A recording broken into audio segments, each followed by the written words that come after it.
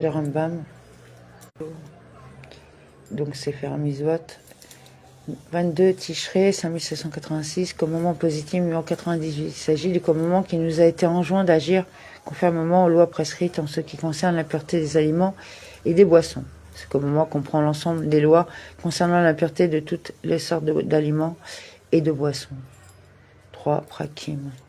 22 Tishrei 5786, Sefer Tahara, loi relative à l'impureté des aliments, chapitre 13. Celui qui remplit un chenal, l'eau qui reste dans le chenal est considérée comme détachée avec son approbation jusqu'à 3 jours, de sorte que s'il met des fruits, ils deviennent aptes à contracter l'impureté. Par contre, après 3 jours, elle n'est pas considérée comme détachée avec approbation. Plutôt, s'il reste du liquide, il ne rend pas apte à contracter l'impureté.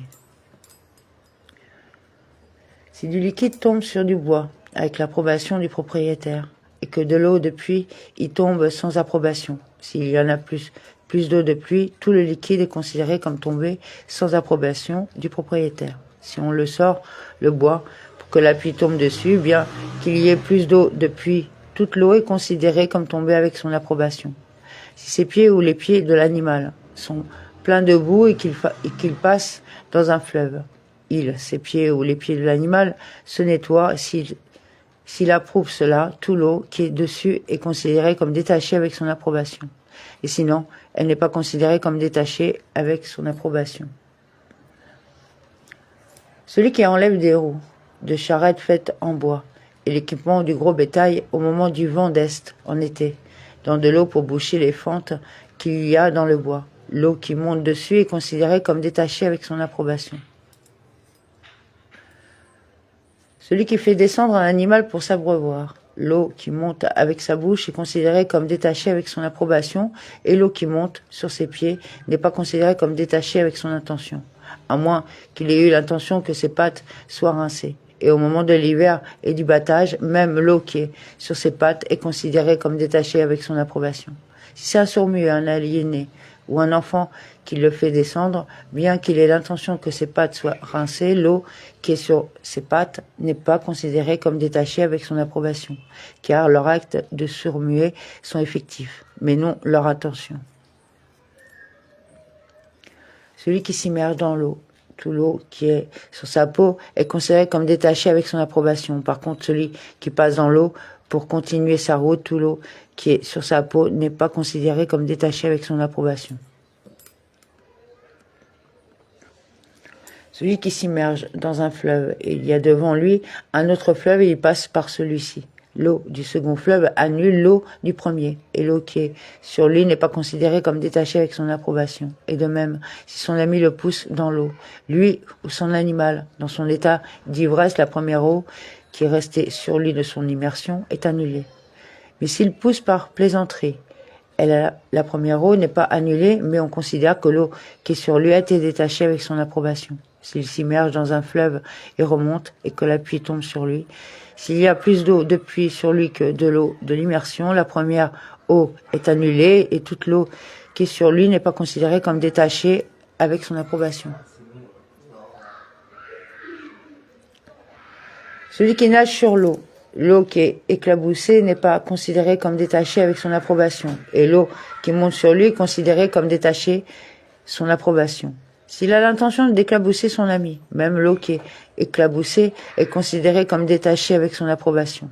Celui qui fait un oiseau dans l'eau ouvrage de roseau qui éclabousse de l'eau lorsqu'il est jeté sert de jeu pour les enfants. L'eau qui est éclaboussée et l'eau qui reste à l'intérieur de l'oiseau n'est pas considérée comme détachée avec son approbation. Celui qui mesure une citerne en introduisant sa main ou un récipient pour connaître sa profondeur, l'eau qui monte sur sa main et sur l'instrument au moyen duquel il mesure est considérée comme détachée avec son approbation. Et s'il mesure sa largeur, l'eau qui monte sur ses mains ou sur l'instrument au moyen duquel il mesure n'est pas considérée comme détachée avec son intention. S'il étend sa main ou son pied dans une citerne pour vérifier s'il y a de l'eau, l'eau qui monte sur sa main ou sur son pied n'est pas considérée comme détachée avec son approbation. S'il introduit la main ou son pied pour connaître la quantité d'eau qui s'y trouve. L'eau qui monte sur sa main ou sur son pied n'est pas considérée comme détachée avec son approbation. S'il jette une pierre dans la citerne pour vérifier s'il y a de l'eau, l'eau qui est éclaboussée n'est pas considérée comme détachée avec son approbation. Et l'eau qui est sur la partie de la pierre, hors de l'eau, n'est pas considérée comme détachée du sol et par conséquent ne rend pas apte à contracter l'impureté. Celui qui frappe sur une peau dont les poils n'ont pas été retirés après l'avoir rincée dans l'eau pour la nettoyer, s'il la frappe à l'extérieur de l'eau qui est éclaboussée, considérée comme détachée avec son approbation, car il désire l'eau soit extraite de la peau. S'il frappe la peau alors qu'elle est dans l'eau, l'eau éclaboussée n'est pas considérée comme détachée avec son approbation. L'eau qui monte sur un bateau, l'eau qui monte dans l'endroit où est recueillie l'eau qui pénètre par les petits trous de la coque et l'eau qui monte sur les rames n'est pas considérée comme détachée avec son approbation du propriétaire. Et l'eau dans les collets, les raies et les filets n'est pas considérée comme détachée avec son approbation. Et s'il les secoue, elle est considérée comme détachée avec son approbation. Et de même, l'eau qui est sur la couverture de protection des tables pour l'appui et sur les ouvrages de natte qui recouvrent les briques pour les protéger du soleil ne sont pas considérées comme détachées avec son approbation. Et s'il les secoue, l'eau n'est pas considérée comme détachée avec son approbation. Celui qui conduit un bateau dans la mer Méditerranée pour la renforcer, pour ne pas que la coque en bois se dessèche. En effet, celle-ci se dessèche lorsque le bâton reste trop longtemps sur la terre ferme. Celui qui sort un clou sous l'appui pour le renfoncer, le métal blanchi au feu durci sur l'action de l'eau froide, et celui qui met un tisson sur l'appui pour en faire du charbon, l'eau qui est dessus est considérée comme détachée avec son approbation. Par contre, celui qui sort un clou et un tisson sous l'appui pour l'éteindre, l'eau qui est sur eux n'est pas considérée comme détachée avec son approbation. S'il fait descendre un grappin dans une citerne pour remonter un récipient ou une cruche, s'il fait descendre un petit panier dans une citerne pour qu'un coq s'assoie dessus et qu'il le remonte, l'eau qui est dessus n'est pas considérée comme détachée avec son approbation. Celui qui frotte un poireau pour enlever l'eau qu'il y a dessus qui est tombée sans son approbation. Et celui qui essore ses cheveux avec son vêtement, l'eau qui est extraite est considérée comme détachée avec son approbation. Et l'eau qui reste n'est pas considérée comme détachée avec son approbation parce qu'il désire l'eau sorte entièrement. Et le poireau même devient apte à contracter l'impureté, car au moment où l'eau se sépare, elle rend apte à contracter l'impureté. Et s'il extrait l'eau de toute sa force, le poireau ne devient pas apte à contracter l'impureté. Celui qui secoue un arbre pour faire tomber des fruits ou pour faire tomber une impureté sur les branches de l'arbre, l'eau qui en est projetée n'est pas considérée comme détachée avec son approbation. S'il le secoue pour faire tomber le liquide qui est extrait est considéré comme détaché avec son approbation. Et le liquide qui est resté dans l'arbre, bien que tombé d'un endroit à un autre, n'est pas considéré comme détaché avec son approbation, parce qu'il a l'intention qu'il soit entièrement extrait. Et de même, si l'eau est projetée sur des produits attachés, elle n'est pas considérée comme détachée avec son approbation. Celui qui secoue un arbre dans l'intention de faire tomber l'eau, et celui-ci tombe sur un autre arbre, ou qui secoue une branche et elle tombe sur une autre branche. Et il y a en dessous des semences et des légumes attachés à la terre, et l'eau tombe sur les fruits attachés qui sont en dessous. Cette eau qui est sur les semences et les légumes n'est pas considérée comme détachée avec son approbation. La lie de teruma sur laquelle on a versé de l'eau. Nous avons déjà expliqué dans les lois sur la teruma que le premier produit et le second sont défendus aux étrangers à la prêtrise, les non-Cohen. Et si la lie est consacrée pour l'entretien du temple, même le troisième produit est interdit. Et si la lie est sanctifiée pour l'autel, le produit obtenu en versant l'eau dessus est toujours interdit. Et si la lie est de la seconde dîme, dont le statut est certain, seul le premier produit est interdit en dehors de Jérusalem. La même règle que les sages ont appliquée par rapport à leur interdiction s'applique également en ce qui concerne leur statut de liquide et par conséquent leur aptitude à rendre apte à l'impureté. Par exemple, si la lie a été délayée d'elle-même sans qu'il y en ait l'intention et qu'un animal a bu chaque produit obtenu après l'autre. En effet, si c'était un homme qui enlève chaque eau tombée dans la lie, bien qu'elle soit tombée d'elle-même, étant donné qu'il lui donne de l'importance et y montre de l'attention, elle rend apte à contracter l'impureté. Sefer Tahara, loi relative à l'impureté des aliments, chapitre 14. Si de l'eau depuis du toit tombe parmi des fruits et qu'il les mélange, il remue les fruits dans l'eau, de sorte qu'elle sèche plus rapidement qu'à un seul endroit. Ils ne deviennent pas aptes à contracter l'impureté. Celui qui monte ses fruits sur le toit du faîte des vers, et la rosée tombe dessus. Et les fruits ne deviennent pas aptes à contracter l'impureté. Et c'est l'intention que la rosée tombe dessus, ils deviennent aptes à contracter l'impureté. C'est pourquoi, si c'est un sourd-muet, un aliéné ou un mineur qui les monte, bien qu'il y ait l'intention que la rosée tombe dessus, ils ne deviennent pas aptes à contracter l'impureté, car leurs actions sont effectives selon la loi de la Torah, mais non leur intention, même par ordre rabbinique. Si les mineurs les retournent sur le toit dans l'intention que la rosée tombe sur tout le fruit, ils deviennent aptes à contracter l'impureté, car quand l'intention d'un mineur est visible par ses actes, son intention est effective par ordre rabbinique. Celui qui monte des bottes de légumes, des blocs de pâte de figues ou de l'ail sur le toit pour qu'ils se conservent longtemps et la rosée tombe dessus, ils ne deviennent pas aptes à contracter l'impureté. Et on ne considère pas que, puisque tous savent que la rosée tombe, cela est considéré comme avec son approbation, car il ne les a fait monter que pour qu'ils se conservent. Celui qui apporte des grains de blé pour les moudre, et la pluie tombe dessus. Ils sont réjouis, ils deviennent aptes à contracter l'impureté. Si ces olives sont posées sur le toit et que la pluie tombe dessus, s'ils se réjouissent, elles deviennent aptes à contracter l'impureté. Quand des âniers passent par un fleuve et que leur sac tombe dans l'eau et qu'ils les remontent, s'ils se réjouissent, les fruits deviennent aptes à contracter l'impureté et l'eau qui est sur les sacs est considérée comme détachée avec son approbation parce qu'ils sont réjouis. C'est un sac rempli de semences et posé sur un fleuve, c'est-à-dire sur la terre proche d'un fleuve, mais non dans le fleuve, ou sur une citerne ou sur les marches d'une grotte, et quelle l'eau est ainsi absorbée dans le sac. Elles deviennent aptes à contracter l'impureté. C'est une jarre qui est remplie de fruits et posée dans un liquide sans être complètement immergée, ou une jarre qui est remplie de liquide et posée au milieu du fruit, et les fruits absorbent de l'humidité, ils deviennent aptes à contracter l'impureté. À quel liquide les sages ont-ils fait référence? L'eau, le vin et le vinaigre, mais les autres liquides ne s'infiltrent pas dans la poterie pour que les fruits qui sont à côté deviennent aptes à contracter l'impureté.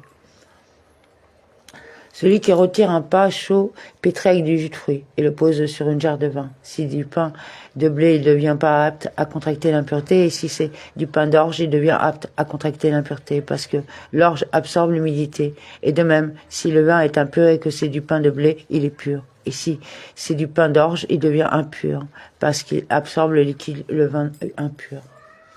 Celui qui asperge d'eau sa maison y met ensuite du blé, et celui-ci est humecté. Si c'est du fait de l'eau restante qui est humectée, il devient apte à contracter l'impureté. Et si c'est du fait de la roche, le sol en pierre dont il absorbe l'humidité, il ne devient pas apte à contracter l'impureté. Celui qui lave son vêtement dans une auge, y met du blé dans l'auge encore humide, et celui-ci est humecté si c'est du fait de l'eau qui est humectée. Il devient apte à contracter l'impureté, et si c'est du fait de la roche de l'auge, qu'il est humecté, il ne devient pas apte à contracter l'impureté. Celui qui enfuit des fruits dans le sable pour qu'ils deviennent humides, ils deviennent aptes à contracter l'impureté. Celui qui enfuit des fruits dans la boue sèche, si la boue est suffisamment humide pour pouvoir humecter la main qui est en contact avec elle, les fruits deviennent aptes à contracter l'impureté, et sinon, ils ne deviennent pas aptes à contracter l'impureté. Celui qui se lave la gorge n'a pas à craindre que le blé qui est dans sa bouche devienne apte à contracter l'impureté. S'il est humecté, bien qu'il s'en réjouisse, c'est celui qui recueille des herbes lorsque la rosée tombe dessus pour recouvrir le blé. Le blé ne devient pas apte à contracter l'impureté. Et si c'est intention d'humecter le blé avec la rosée, il devient apte à contracter l'impureté. Celui qui nettoie sa maison avec de l'eau impure, et il met ensuite des épis de blé.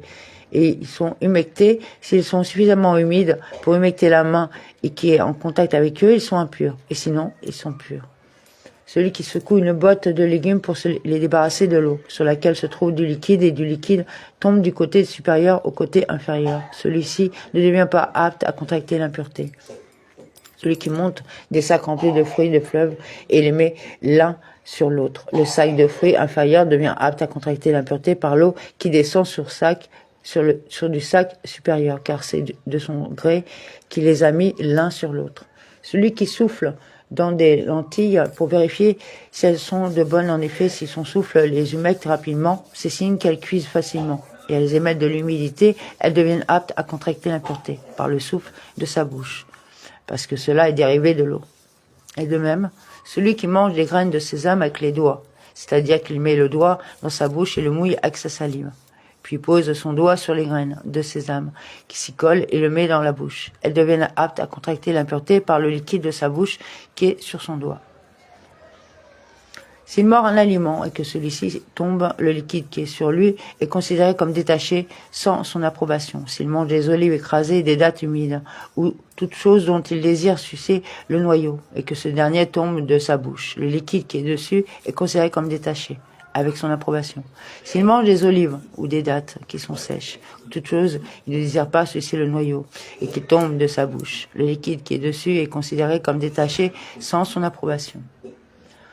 S'il a cueilli et rincé de la chicorée pour un animal et a ensuite eu l'intention de les utiliser comme aliment pour un homme, nous avons expliqué qu'il doit être rendu apte à contracter l'impureté, c'est-à-dire être humecté une seconde fois.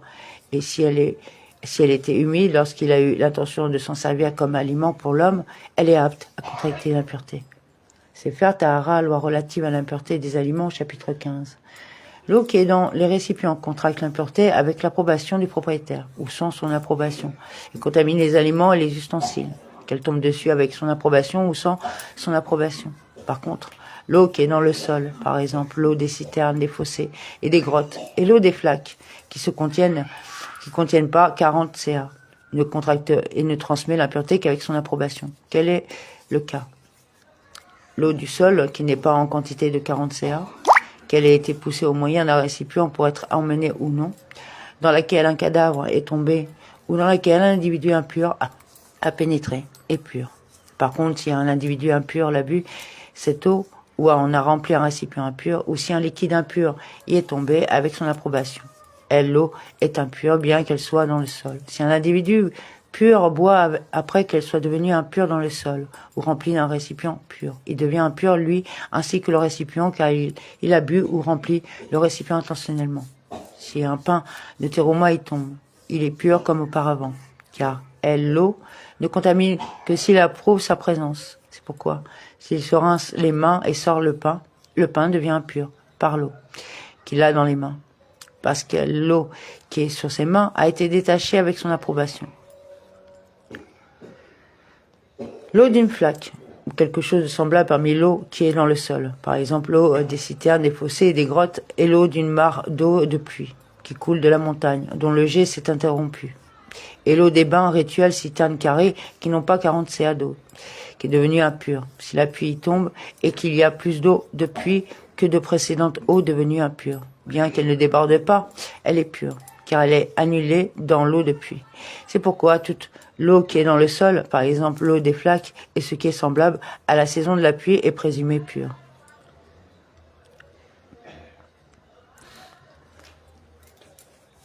Si la pluie s'arrête, les points d'eau précédemment cités, qui sont proches de la ville ou d'une route, sont impurs, parce qu'il y a présomption qu'un individu impur y a bu, et que des ustensiles impurs ont été utilisés pour épuiser de l'eau. Et les points d'eau qui sont loin de la ville, sont purs, parce que les gens n'ont pas l'habitude d'emprunter des chemins abîmés par la pluie jusqu'à ce que la majeure partie des gens s'y rendent. Si les gens s'y rendent, tout est présumé impur, car ceux qui conduisent des caravanes puisent de ceci et y boivent. Dans quel cas cela s'applique-t-il? Pour une flaque d'eau, dont il est possible de boire sans effort. Mais quand il est extrêmement difficile de boire d'une flaque d'eau, elle est présumée pure, jusqu'à ce que l'on trouve des empreintes de pas, d'hommes ou d'animaux du gros bétail. Mais si on trouve des empreintes de pas d'un animal du petit bétail, elle est pure, car il est possible qu'il ait descendu et a bu de lui-même sans être aidé par un berger. La boue et le creux qui sont dans les entrées dans les magasins, dans le domaine public à la saison de la pluie, sont présumés purs. Quand la pluie s'interrompt et sont considérés comme de l'eau usée déversée, considérée impure. Pour la boue et les creux qui sont dans les places de marché, on se réfère à la majorité de l'eau qui s'y trouve. Si celle-ci est de l'eau usée, elle est impure. Pour une flaque d'eau dans laquelle tombe du vin, du lait ou du miel, on se réfère à la majorité. S'il tombe de l'huile, bien qu'elle se soit effigée, cela contracte et transmet l'impureté même sans l'approbation du propriétaire, parce qu'il est impossible de se débarrasser des gouttes. L'huile et les autres liquides, excepté l'eau, ont dans le sol le même statut que dans les récipients. La même loi s'applique. L'eau d'une mare de pluie qui coule d'une montagne, dont le jet n'est pas interrompu, mais l'eau continue à couler, bien qu'il n'y ait pas 40 CA. Étant donné qu'elle est dans le sol et que l'eau continue à couler, elle ne contracte pas l'impureté. Et même si un individu impur y a bu et a puisé dans un récipient impur, ou a mis dedans de l'eau impure, elle est pure en tout point. Celui qui mange la terouma avec les mains impures, par exemple une pâte de figue sèche qui n'est pas devenue apte à contracter l'impureté, il met sa main dans la bouche pour retirer un caillou. S'il retourne son doigt dans sa bouche et fait ainsi bouger la salive de son emplacement, la pâte de figue devient impure par sa salive, parce que celle-ci devient impure avec la main, puisqu'il l'a bougée. Et s'il n'a pas retourné son doigt, elle est pure, car un liquide qui est dans sa bouche, avant qu'il la retourne ou le suce pour le faire sortir, est comparable à l'eau qui n'a pas été détachée, mais est encore dans le sol, qui ne contracte et ne transmet l'impureté qu'avec son approbation.